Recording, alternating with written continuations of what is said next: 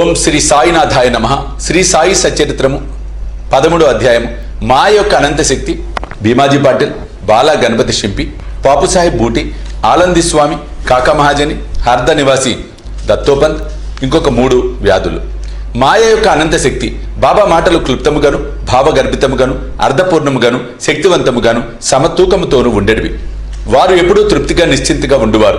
బాబా ఇట్లనిది: నేను ఫకీరునైనప్పటికీ ఇల్లు, వాకిలి, భార్య, బిడ్డలు తదితర బాధల బందీలేమీ లేకుండా ఎక్కడికి కదలక ఒకచోట కూర్చొని ఉన్నప్పటికీ తప్పించుకొనలేని మాయ నన్నును బాధించుచున్నది.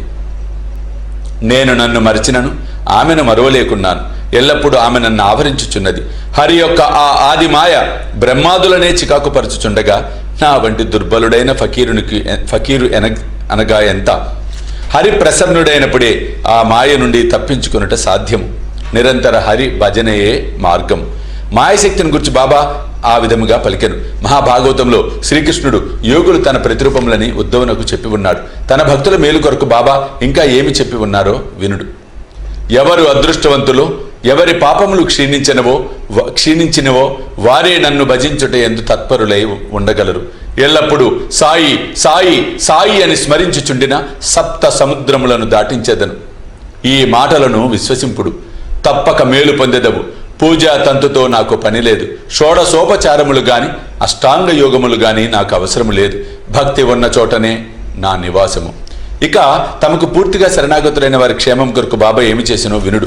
భీమాజీ పాటిల్, పూనా జిల్లా జున్నూరు తాలూకా నారాయణగాం వాస్తవుడు భీమాజీ పాటిల్ 1909వ సంవత్సరంలో తీవ్రమైన ఊపిరితిత్తుల రుగ్మతకు గురైను. తుదకది క్షయగా మారెను. అన్ని రకముల ఔషధములు వాడెను, కానీ ప్రయోజనం లేదు. ఇక ఆశలన్నీ వదులుకొని, భగవంతుడా ఇక నీవే దిక్కు, నన్ను కాపాడు అని ప్రార్థించెను.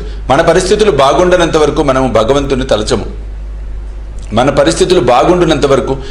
భగవంతుని తలచము అన్న సంగతి అందరికీ తెలిసినది. కష్టములు మనల్ని ఆవరించినప్పుడు మనం భగవంతుని జ్ఞప్తికి తెచ్చుకునేదము. అట్లనే భీమాజీ కూడా భగవంతుని స్మరించెను. ఆ తర్వాత తన ఆరోగ్య విషయమై బాబా భక్తుడకు నానాసాహెబ్ చాందోర్కర్తో సలహా చేయవలనన్న ఆలోచన కలిగాను.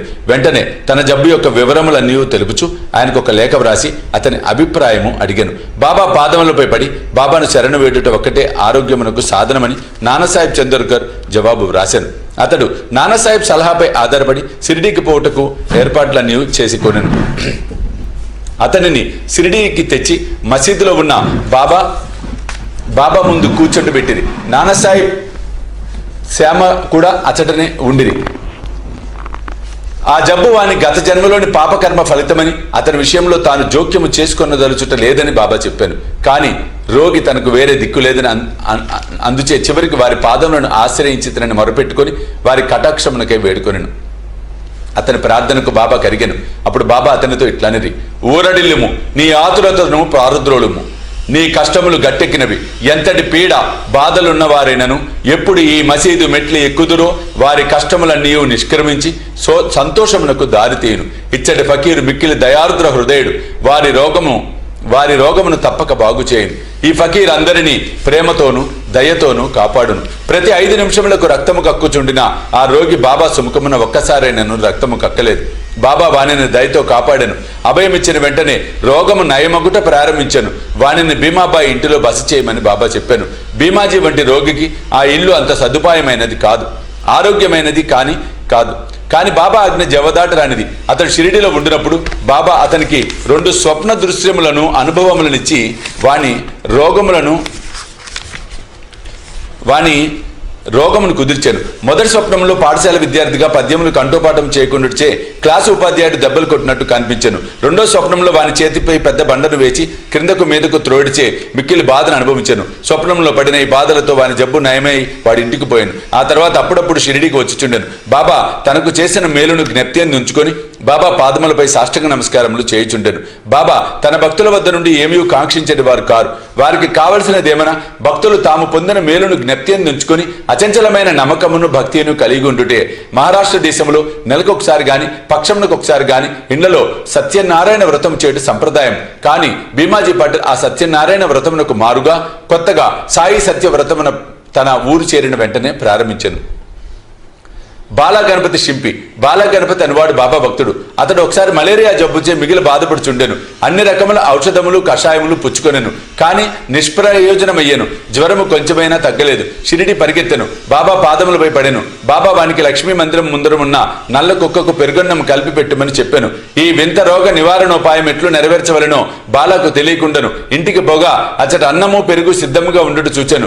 రెంటిని కలిపి లక్ష్మీ మందిరం వద్దకు తెచ్చాను. అచ్చటొక నల్లని కుక్క తోక ఆడించుకొనుచు కనిపించెను. పెరుగన్నము కుక్క ముందర పెట్టాను. కుక్క దానిని తినెను. అంతటితో బాలగణపతి మలేరియా జబ్బు శాశ్వతముగా పోయాను. బాపు సాహెబ్ బూటి. ఒకానొకప్పుడు బాపు సాహెబ్ బూటి జగట విరోచనములతో వమనములతో బాధపడుచుండెను. అతని అలమరా నిండా మంచి మంచి మందులుండెను, కానీ అవేమీ గుణమివ్వలేదు. విరేచనము వల్లను వమనముల వల్లను బాపు సాహెబ్ బాగా నీరసించెను. అందుచే దర్శనముకై మసీదు కూడా రాలేకపోయాను. బాబా అతనిని మసీదుకు రమ్మని కబురు పంపి అతడు రాగానే తన ముందు కూర్చుండబెట్టుకొని తమ వేలును చూపుడు వేలును ఆడించుచు, జాగ్రత్త, నీవింక విరేచనం చేయకూడదు, వమనము ఆగవలెను అనెను. బాబా మాటల సత్వమును గనుడు వెంటనే ఆ 2 వ్యాధులు పారిపోయాను. బూటి జబ్బు కుదిరెను. ఇంకొకప్పుడు బూటికి కలరా సోకెను. తీవ్రమైన దప్పికతో బాధపడుచుండెను. డాక్టర్ పిల్లయ్యను వైద్యుడు అన్ని ఔషధములను ప్రయత్నించాను, కానీ రోగము కుదరలేదు. బాబు సాహెబ్ అప్పుడప్పుడు బాబా వద్దకు వెళ్లి ఏ ఔషధము పుచ్చుకొనినచో తన దాహము పోయి జబ్బు కుదురునని అడిగాను. బాదం పప్పు, పిస్తా, అక్రోట్ నానబెట్టి పాలు చక్కెరలో ఉడికించి పుచ్చుకొనినచో రోగము కుదురునని బాబా చెప్పాను. ఇది జబ్బును మరింత హెచ్చించునని ఏ డాక్టరు చెప్పును, కానీ ఏ డాక్టర్ అయినను చెప్పును. కానీ బాబు సాహెబ్ బాబా ఆజ్ఞను శిరసావహించెను. పాలతో తయారు చేసి దానిని సేవించెను. విచిత్రముగా రోగము వెంటనే కుదిరెను. ఆలంది స్వామి. ఆలంది నుండి ఒక సన్యాసి బాబా దర్శనముకే షిరిడి వచ్చెను. అతనికి చెవుపోటు ఎక్కువగా ఉండి నిద్ర పట్టలేదు. శస్త్రచికిత్స కూడా చేయించుకున్నాను, కానీ వ్యాధి నయం కాలేదు. బాధ ఎక్కువగా ఉండెను. ఏమి చేయుటకు తోచుకుండెను. తిరిగి పోవునప్పుడు బాబా దర్శనముకే వచ్చాను.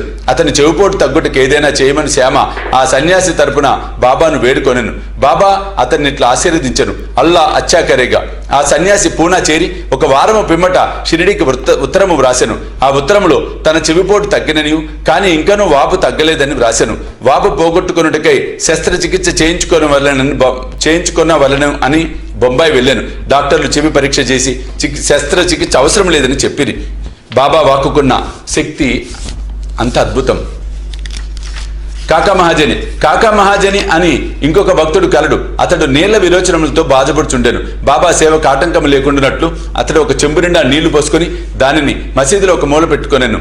అవసరం వచ్చినప్పుడెల్లా పోవుచుండెను. సర్వజ్ఞుడైన బాబాతో ఏమీ చెప్పనక్కర్లేదని, బాబాయే త్వరలో తనకు స్వస్థత చేకూర్చునని కాకా నమ్మకం. మసీదు ముందర రాళ్ల తాపన చేయుటకు బాబా సమ్మతించెను. కావున పని ప్రారంభమయ్యను. వెంటనే బాబా కోపోద్దితుడై బిగ్గరగా అరిచెను. అందరూ పరిగెత్తుకుని పారిపోయిరి. కాకా కూడా పరుగుడ మొదలెడెను. కాని బాబా అతన్ని పట్టుకొని అచ్చట కూర్చుండబెట్టెను. ఆ సందడిలో ఎవరో వేరుశనగ పప్పుతో ఉన్న సంచిని అచ్చట విడిచి పారిపోయిరి. బాబా ఒక పిడికెడు శనగపప్పులు తీసి చేతితో నలిపి పొట్టును ఊది వచ్చి శుభ్రమైన పప్పును కాకాకిచ్చి తినమనెను. తిట్టుట, శుభ్రపరచుట, తినుట ఒకేసారి జరుగుచుండెను. బాబా కొంత పప్పును తినెను. సంచి ఉత్తది కాగానే నీళ్లు తీసుకురమ్మని బాబా కాకాను ఆజ్ఞాపించాను. కాకా కొండతో నీళ్లు తెచ్చాను. బాబా కొన్ని నీరు తాగి కాకాను కూడా త్రాగుమనెను. అప్పుడు బాబా ఇట్లు అనెను, నీ నీళ్ల విరోచనములు ఆగిపోయినవి. ఇప్పుడు నీవు రాళ్ల తాపన చేయు పనిని చూసుకోవచ్చు. అంతలో పారిపోయిన వారందరూ తిరిగి మసీదు చేరిరి. పని ప్రారంభింపబడెను. విరోచనములు ఆగిపోడ్చే కాకా కూడా వారితో కలిసెను. నీళ్ల విరోచనములకు వేరుశనగపప్పు ఔషధమా? వైద్య శాస్త్ర ప్రకారము వేరుశనగపప్పు విరోచనములను హెచ్చించును, కానీ తగ్గించలేదు. ఇందు నిజమైన ఔషధం బాబా యొక్క వాక్యే.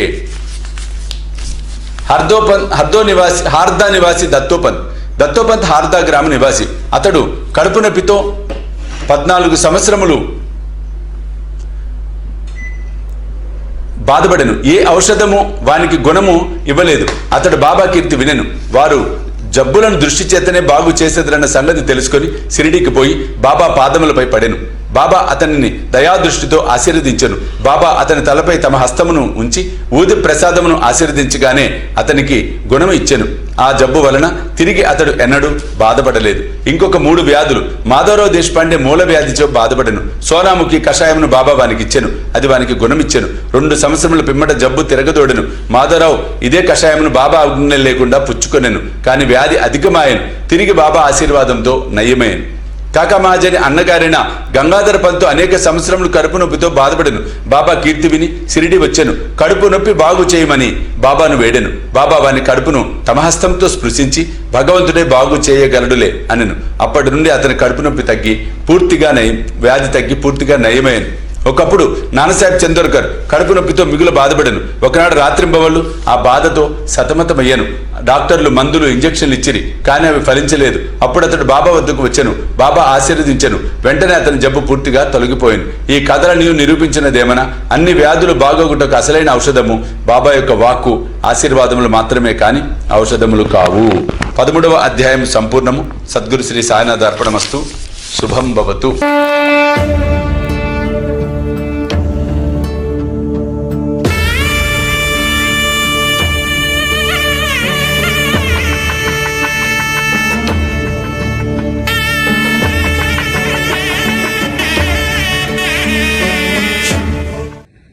సాయి దివ్య రక్ష కవచ యంత్రానికి స్వర్ణ కవచం, స్వర్ణ తాపడం మనం చేయించబోతూ ఉన్నాం. ఆ సముద్రంలో